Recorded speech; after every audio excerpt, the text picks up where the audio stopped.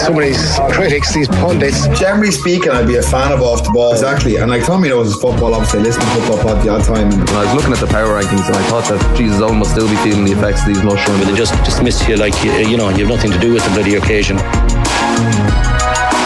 Tommy Rooney, you come in. Good morning. How are things? Good morning, Shane. Good morning, Johnny. How are we?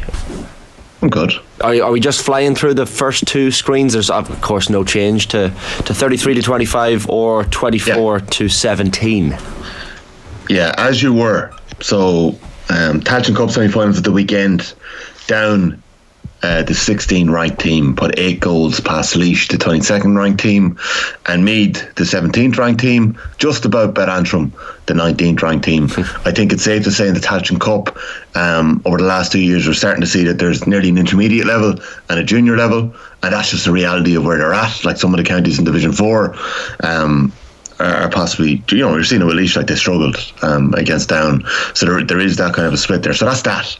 And we can move on now to slide 3, I suppose, 16th to 9th place, or as we should really call it, Monaghan's home, 9th. Because Shane, you've been returned to your aforementioned place. I think Monaghan have been around 9th all season, have they? I tell you what, only Monaghan could now be 9th in an 8-horse race. Like they're into the All-Ireland quarterfinals, and only Monaghan could still be in 9th. But like I know, I understand why you've done it. I guess, yeah, like you've put them ahead of Donegal, Roscommon, rightfully so. They're both out. Kildare gone.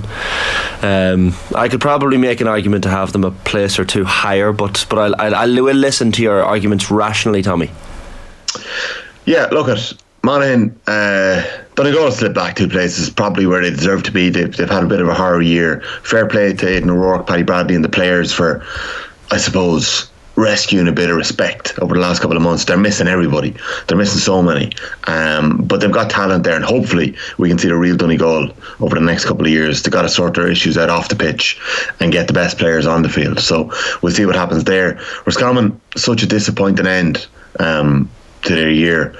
Like they had it in their hands. They had such a good position in their hands and just let it slip over the last couple of games. Marginal defeats. And likewise, look, Kildare had an iffy year for much of it, but they rescued, I suppose, a lot of neutrals' feelings towards them, and they've ended up in 12th. So Monaghan are in 9th.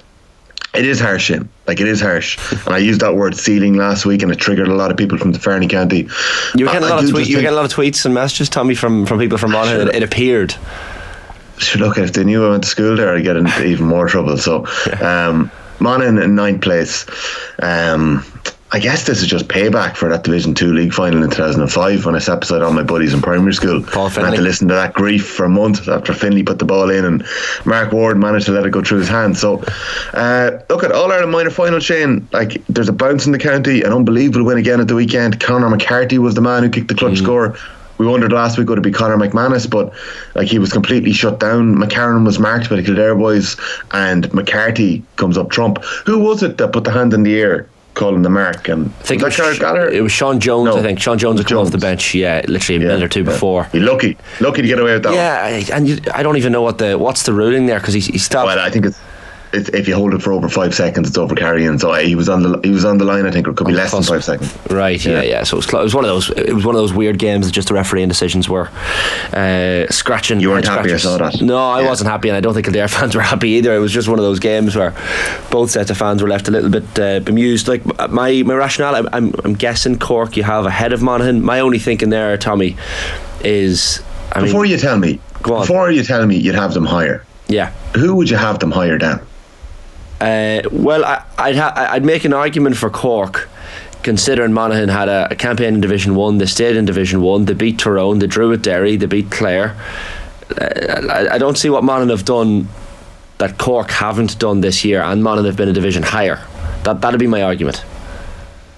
I know Cork, everyone's on this Cork steam train, and everyone's probably used to Monaghan being a top tier team at the minute, which maybe that's worked against them, and everyone loves this little Cork revival, which is understandable, but that's the only probable team I could make an argument maybe for. Look so what happened here was, right, Monaghan have beaten Kildare, right, and they've beaten Clare in Championship.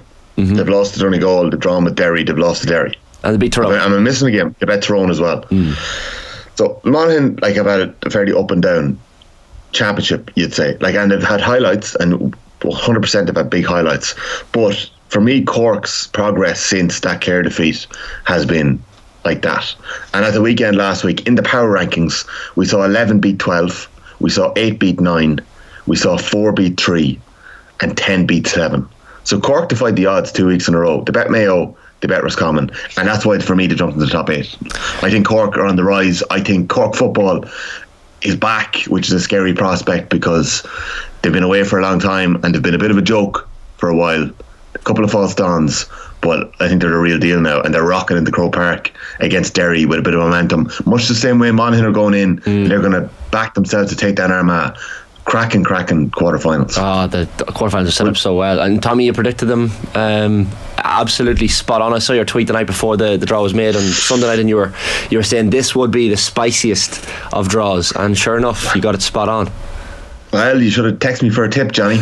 There we go. Yeah, I've annoyed you over the years. You should have got on to me beforehand. You wouldn't have won that on it now, but who wins the All Ireland? Oh Jesus, I've already let's move on to the top 8. I should mention we've John Cleary as well on later on this morning, the Cork senior manager, and we had Colin Buhig shaking his head, nodding his head there when you were trying to explain why Cork were ahead of Monaghan. I will say Clare did beat Cork this year in the championship, and Monaghan put 123 past Clare. So. But that was an absolute. Were you at that game in Clonus? Like, that was a shootout. That was the game pretty purist. Like, that was back to back, end to end, attack after attack. Like, that could have gone either way, that game. So look, Monaghan have had a great year, and that minor, getting to that minor final, that first one since 1939, unbelievable. Beating Kerry, like, what a boost. Must have been some day on Saturday. So Monaghan can still have great days, and Monaghan can still have a really good year, and just.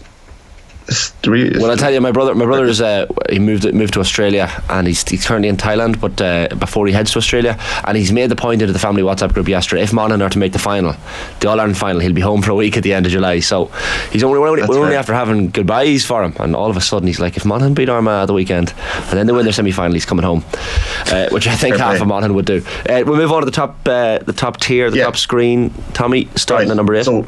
So we've talked about Cork. They're up to the 8th place. Johnny, you just asked me who was going to win the All-Ireland. The only hunch I've given this year is that I felt Galway were in the best position over the last couple of months, that they were adding depth to their squad, and Cook and Burke, like, to talk about getting 2 boys like that. Then Johnny Maher was brought back in and made an instant impact, man of the match against Roscommon on his Connacht debut.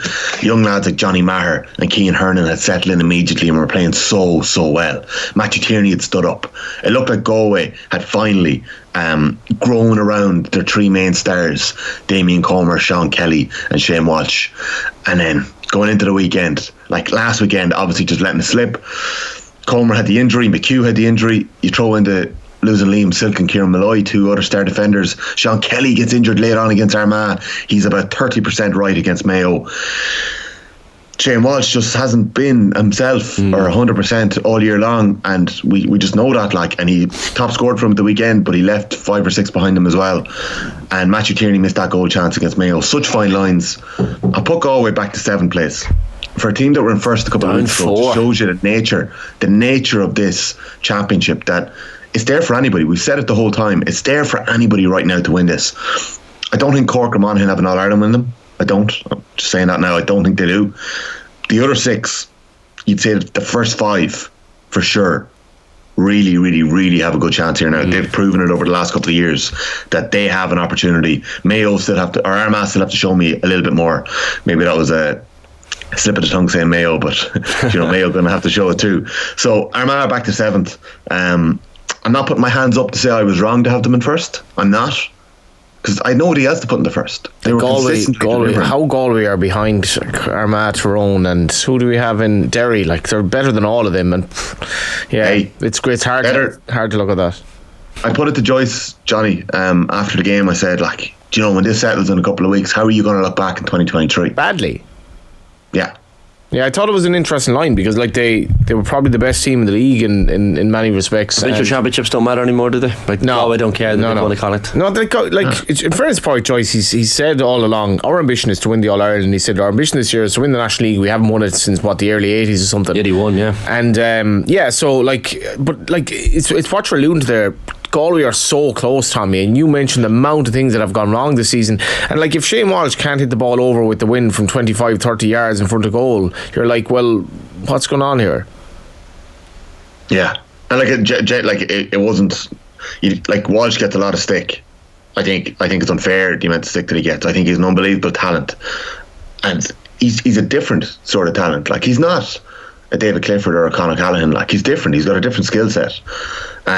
He gets a lot thrown at him. I think he just didn't deliver last week. There's something not 100% right, and it could be other footballers in the country we could be saying that about, but he gets it a lot, and he looks like a fella all year long that needed a break. Do you know? Like, he genuinely has looked like that, and it's come out, I think, in his performances, and it genuinely wasn't just him at the weekend.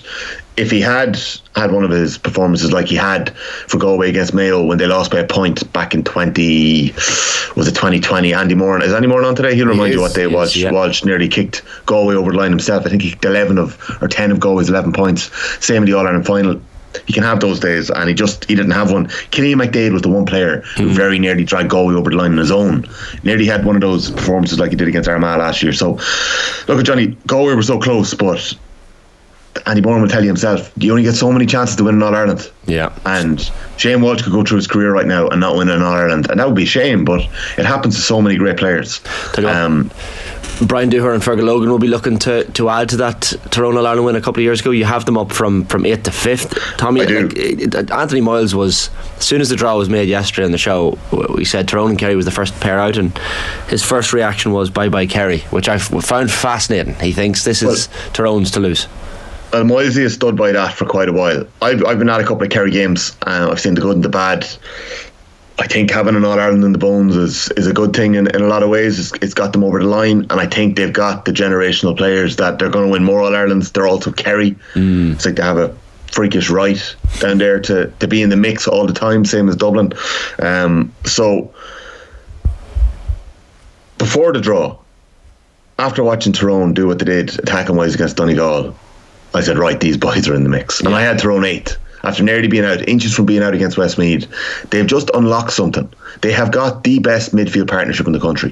Kennedy and Kilpatrick, there's no pair better than them in the country around the middle. They've got one of the best goalkeepers in the country. They've got that full back line who are finding a bit of form again in McKernan, Hampsey and McNamee. Conor Myler is going to do a man-marking job in Paddy Clifford, and he's back to the form that we saw him deliver when possibly he was so close to winning the Footballer of the Year. Kieran McGeary is showing a bit of form again. Matty Donnelly's doing what he does, and now they've got this full forward line where your best man marker has to go on Darren McCurry. Your second best man marker has to go on Derek Canavan, who's in the form of his life.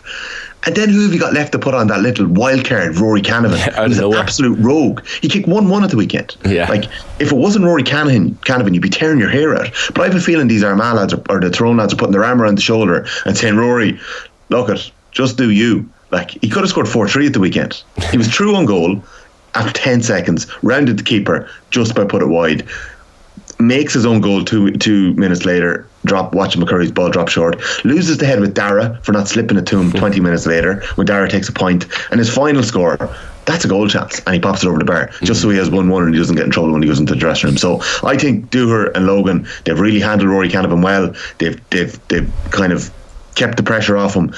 He could explode in Croke Park. It's going to be a cracking game against Tyrone. We've got first place in the Power Rankings Kerry against 5th place Tyrone. We've got 2nd place in the Power Rankings Dublin against 3rd place Mayo. We've got 4th place Derry against 8th place Cork, and 6th place Armagh against 9th place Monaghan. So that's it. Derry have moved up to 4th, Mayo have moved up 3rd, Dublin are in 2nd, Kerry in 1st. Any more complaints? Well, before I go on my holidays, because I'm off today. Who have your favourites in Mayo Dublin, actually? That's an interesting one. Like Mayo up to 3rd. Who have I got favourites? Yeah, because look, the Power Rankings aren't supposed to be a favourites mechanism here. It's about to be where you are in the country, and teams can raise their level, as they so often do. When they see their names on the Power Rankings list and it's hung on the dressing room wall, they can raise their level to the opposition they're up against. And Mayo are certainly the team over the years that have shown us that they raise their level of performance against the team that they're playing. Like, that was nothing but Mayo mania at the weekend. Like, well, the funny thing, like, I think Eamon Fitzmaurice is brilliant. Like, I think Joe Brolly really disgraced himself taking the piss out of Eamon Fitzmaurice and his voice and all that, because like Eamon Fitzmaurice's analysis of games compared to Joe Brolly's is just like there's no comparison here. But I thought he was lauding Mayo a little bit excessively in the second half considering the wind, and Mayo actually left themselves in this situation at the end where they were barely holding on from a position where they should really have been out of sight considering the start they had in the second half. And I can't get my head around Mayo ever, basically, is what I'm saying.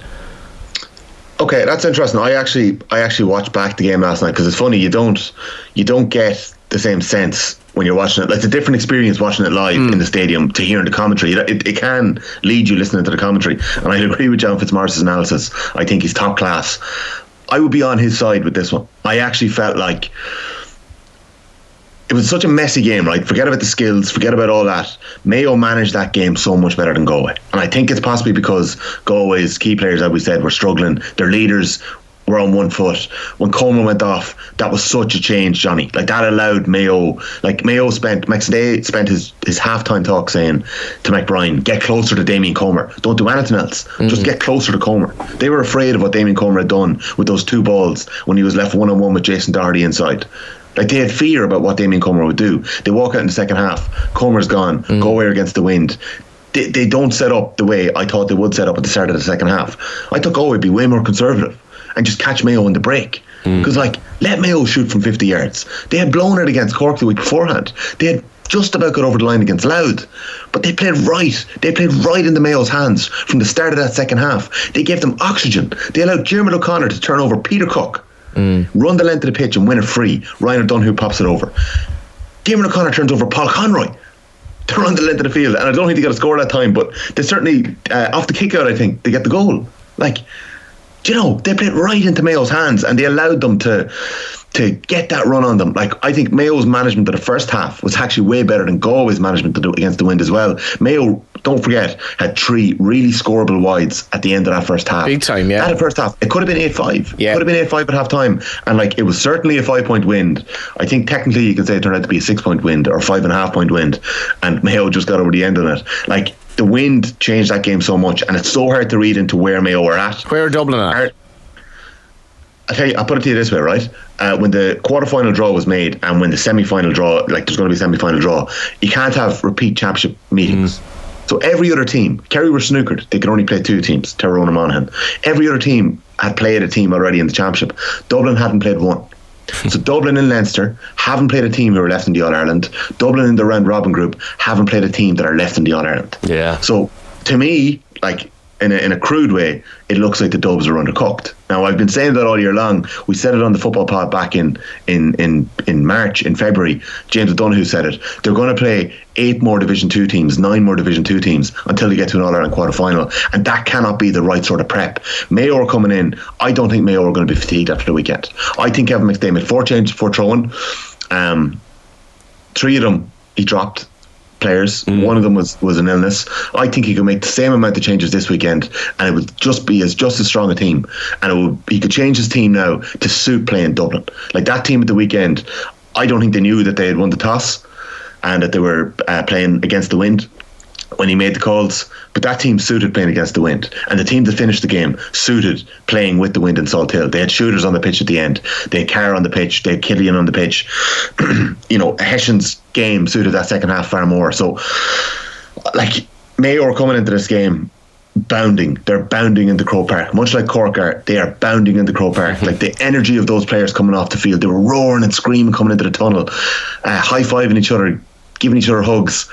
Like, there was an energy about Mayo coming into Croke Park this weekend, and yes, the Dubs are sitting there. They're waiting for their vengeance on 2021.